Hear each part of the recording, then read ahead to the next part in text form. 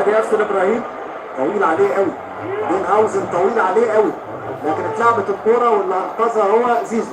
خلصها زيزو يا ولد، انطلاقه من اسلام، الهجمه المرتده بقى هي دي اللي بنلعب عليها. زيزو جاي هنا ناحيه الشمال، زيزو بيحاول يمر يلعبها يسلمها لاسلام عيسى، لمسه والثانيه على طول لامام عاشور، انطلاقه من امام عدى امام يحافظ على كورته، امام هيشوط امام يمررها لمرموش على حدود منطقه الجزاء، يحافظ على كورته. يا مرموش ليه يا قائد ليه حرمنا من هدف اول عالمي من البرنس مرموش؟